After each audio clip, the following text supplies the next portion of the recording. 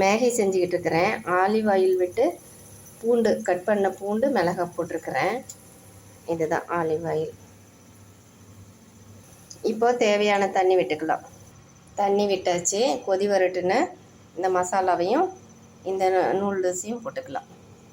மசாலா போட்டாச்சு. இப்போ இதையும் நல்லா நுணுக்கி போட்டுக்கலாம்.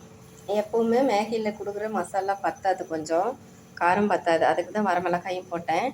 இது வாங்கிட்டு வந்தேன். இது கொஞ்சம் போட்டுக்கலான்னு இது கட் பண்ணி வச்சுக்கிறேன். இது கொஞ்சம் போட்டு பார்க்கலாம்.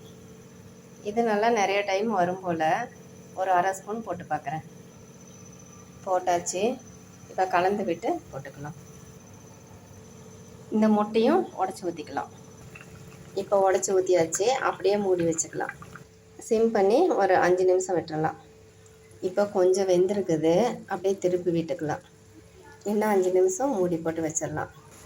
நல்லா வெந்து வந்துருச்சு. இது தனியாக எண்ணெய் விட்டு ஃப்ரை பண்ணவே தேவையில்லை. இன்னும் கூட உடையாமல் வரும். நான் அவசரப்பட்டு கொஞ்சம் களைச்சி விட்டுட்டேன். இல்லைன்னா அப்படியே முட்டை அப்படியே தண்ணியில் போட்டு வேக வச்ச மாதிரியே ஓரளவுக்கு இருக்கும். இதுவும் நல்லா தான் இருக்குது. நல்ல டேஸ்ட்டாகவும் இருக்கும். நம்ம எண்ணெய் போட்டு தனியாக ஃப்ரை பண்ணி போட தேவையில்லை. வேக வச்சு போடுறதுக்கும் நம்மளுக்கு அது வேலை. டக்குன்னு செய்கிறதுக்காக தான் நம்ம இதையே செய்கிறோம். இப்போ ரெடி ஆகிடுச்சு. இனிமேல் சாப்பிட்லாம். ரொம்ப ட்ரை ஆக வேணாம். இப்படி சாப்பிட்டா தான் நல்லாயிருக்கும். இதில் சீஸ் இருந்தால் போடலாம். மொசரல்லா சீஸ் இருந்தால் மேலே நம்ம போட்டு சாப்பிட்லாம். நான் ஓமம் போடுவேன். சரி, இந்த மசாலா எப்படி இருக்குன்னு டேஸ்ட்டை பார்க்கலான்னு தான் நான் அது போடலை. ஆனால் நல்லா இருக்குது மசாலா. ரெடியாச்சு. இனிமேல் சாப்பிட்லாம்.